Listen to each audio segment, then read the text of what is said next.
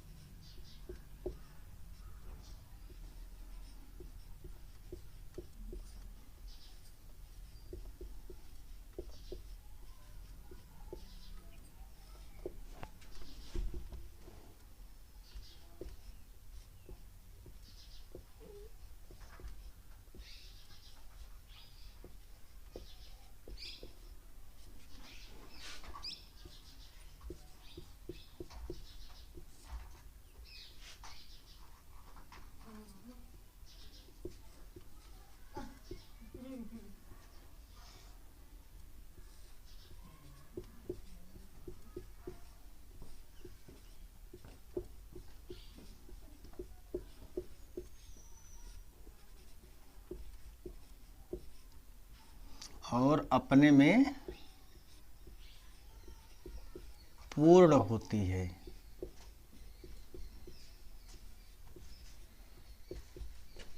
कामा मूल राशि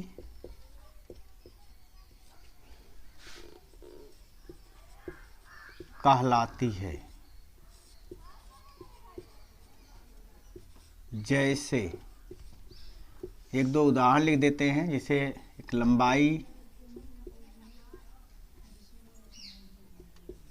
समय,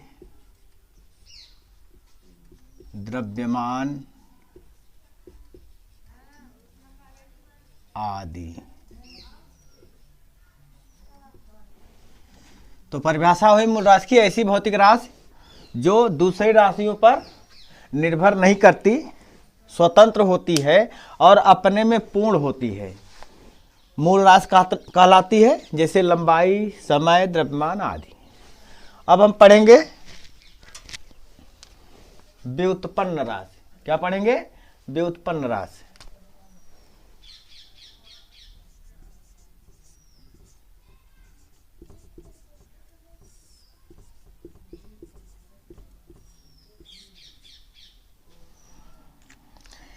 इसकी परिभाषा होगी, ऐसी भौतिक राशि जो दूसरी राशियों पर निर्भर करती है या दूसरी राशियों की सहायता से प्राप्त होती है, व्युत्पन्न राशि कहलाती है। ऐसी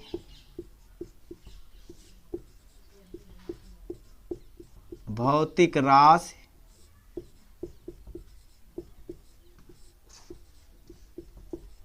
जो दूसरी राशियों की सहायता से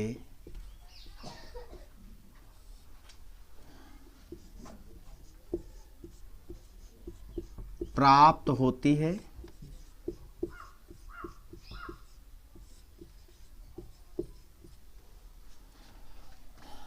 अर्थात दूसरी राशियों पर निर्भर करती है। कामा व्युत्पन्न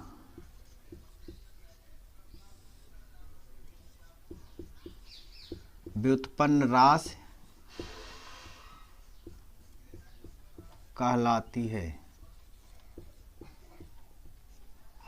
जैसे व्युत्पन्न राशि में बहुत से उदाहरण है। जैसे हम मान लेते हैं घनत्व एक उदाहरण हो गया, क्षेत्रफल हो गया, बल भी कह सकते हैं, दाब है आदि। इस तरह से ये व्युत्पन्न राशि है और मूल राशियां दो राशियां हो गई जो को हम पिछले वीडियो में बताए थे। तो अब हम लोग पढ़ेंगे, मात्रक भी पढ़े थे, मूल मात्रक और व्युत्पन्न मात्रक। तो अब हम आगे पढ़ेंगे मूल मात्रक और व्युत्पन्न मात्रक।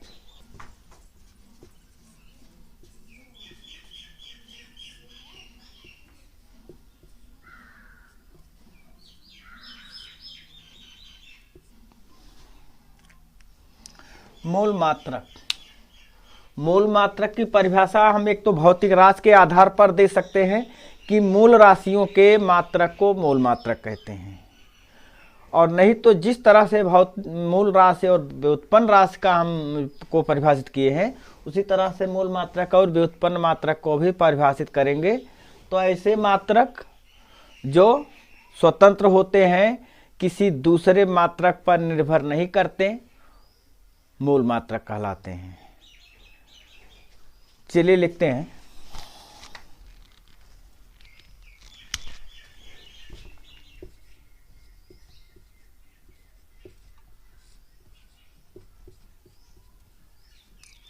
ऐसे मात्रक जो स्वतंत्र होते हैं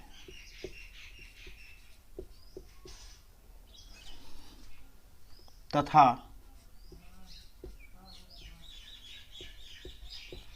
दूसरे मात्रकों पर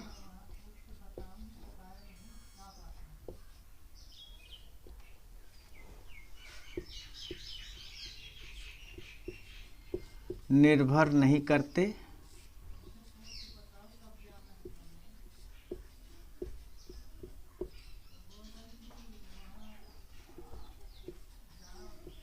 मूल मात्रक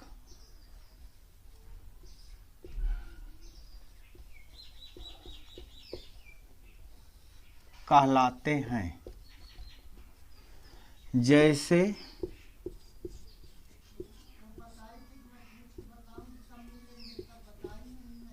मीटर,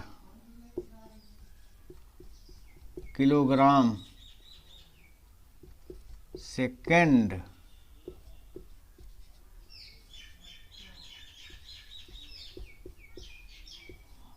आदि। अब हम पढ़ेंगे व्युत्पन्न मात्रक। क्या पढ़ेंगे? व्युत्पन्न मात्रक।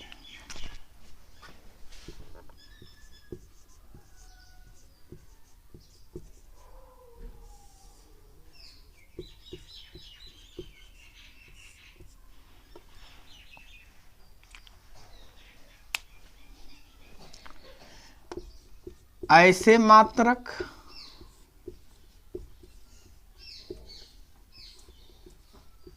जो मूल मात्रकों या दूसरे मात्रकों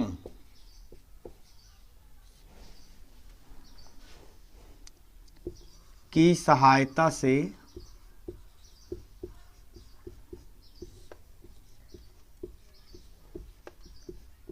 प्राप्त होते हैं,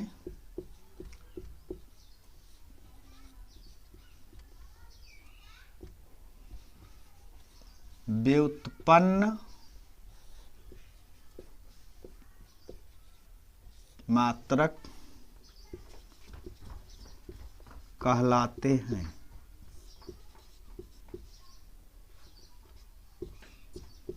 जैसे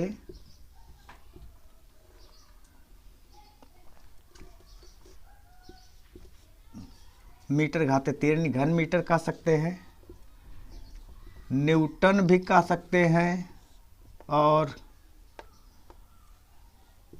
मीटर प्रति सेकंड,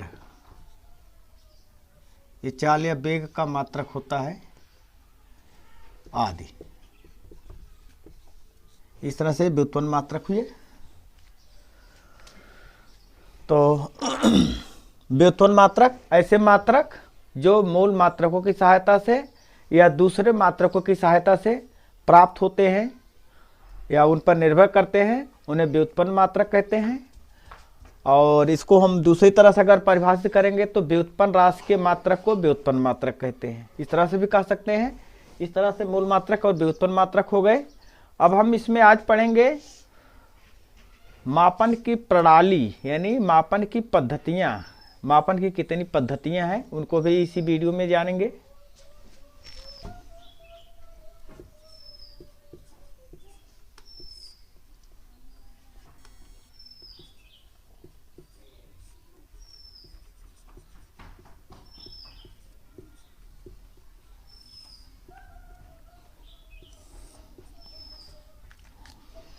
मापन की पद्धतियाँ, यानी मापन की कुल कितनी पद्धतियाँ हैं।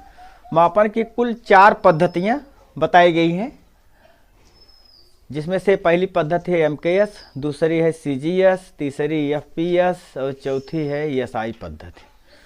तो पहली पद्धति है MKS। पहली पद्धति का नाम है MKS।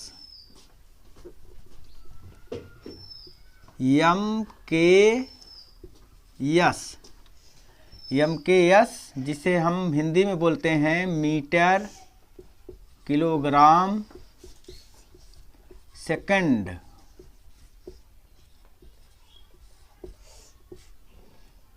प्रणाली कह सकते हैं या पद्धति कह सकते हैं। तो ये पहली पद्धति है MKS, यानी मीटर किलोग्राम सेकंड प्रणाली जो है पहली पद्धति है। इस पद्धति में कुल मूल राशियों की संख्या 3 थी, जिसमें से एक लंबाई थी, द्रव्यमान और समय। इसलिए 3 मूल राशियां जो थी उन्हीं के जो है मात्रकों को MKS यानी मीटर किलोग्राम सेकंड के नाम से MKS पद्धति बनाई गई। दूसरी पद्धति क्या हुई कि जब ये पद्धति बनी तो इसमें लंबाई मीटर में नापी गई, द्रव्यमान को किलोग्राम में मापा गया, समय को सेकंड में मापा गया। तो देखा गया कि जैसे छोटी छोटी चीज़ें हैं उनका मापन करने में दिक्कत हो रही थी। तो इसलिए ये निर्णय लिया गया कि अगर हम मात्रक को छोटा कर दें तो मापने में सुविधा होगी। इसलिए दूसरी पद्धति जो बनी वो बनी CGS पद्धति। CGS, C से सेंटीमीटर, G से ग्राम, S से सेकंड प्रणाली, ये दूसरी पद्धति बनी। तो इसमें क्या हुआ कि लंबाई को सेंटीमीटर में मापा गया, द्रव्यमान को ग्राम में मापा गया और समय को सेकंड में मापा गया। इस समय भी जो है कुल मूल राशियों की संख्या कितनी थी? 3। उन्हीं के मात्रकों से ये भी पद्धति बनी थी। तो देखा ये गया कि ये मात्रक है सेंटीमीटर ग्राम जो थे ये बहुत छोटे थे। मान लीजिए बहुत छोटी वस्तु ना हो, बहुत बड़ी वस्तु ना हो, तो उसके लिए दिक्कत, नापने में दिक्कत हुई। तब ये बनाया गया कि तीसरी पद्धति का जन्म हुआ जिसको कहते हैं FPS।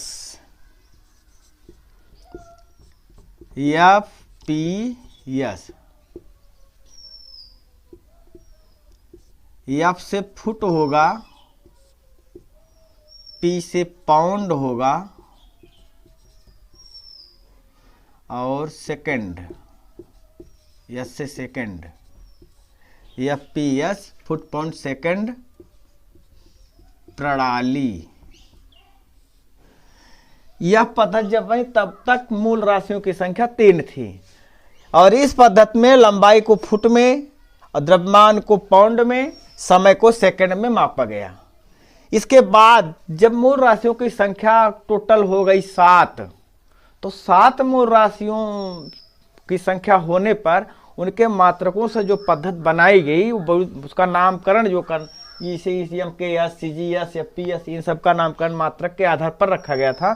तो 7 मात्रकों से जो पद्धति का नाम रखा जाता तो बड़ा लंबा होता, इसलिए जो है उसको जो है एसआई पद्धति या इंटरनेशनल सिस्टम कहा गया। तो चौथी पद्धति है एसआई पद्धति, एसआई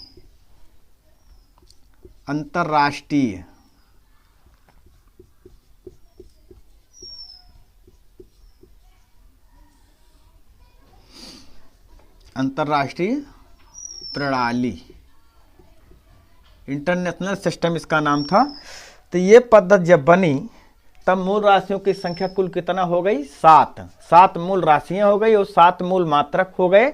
और यह प्रणाली जब बनाई गई तो पूरे विश्व के सभी वैज्ञानिक जो थे, जो इंटरनेशनल का बाट और माप का, फ्रांस की राजधानी कहाँ? पेरिस में। तो फ्रांस की राजधानी पेरिस में सेब्रेस नामक स्थान पर जो बाट और माप का अंतर्राष्ट्रीय कार्यालय था, वह उस कार्यालय में विश्व के सभी वैज्ञानिक इकट्ठा हुए और उन सभी वैज्ञानिकों ने निर्णय लिया कि टोटल मूल राशियों की संख्या 7 रखी जाए और 7 के मात्रक बताए गए। और उसके बाद उस 7 राशियों से इसका नामकरण ना होकर के उसका नाम रखा गया एसआई सिस्टम, यानी इंटरनेशनल सिस्टम, या हिंदी में अंतर्राष्ट्रीय प्रणाली। इस तरह से मापन की कुल 4 पद्धतियां हैं और चारों पद्धतियों का नाम यही है। इसको आप लोग याद कर लीजिएगा। आज की वीडियो में बस इतना ही। इसके आगे हम अगले वीडियो में पढ़ेंगे। और वीडियो को ज़्यादा से ज़्यादा लाइक करें, शेयर करें और कमेंट बॉक्स में कमेंट ज़रूर करें।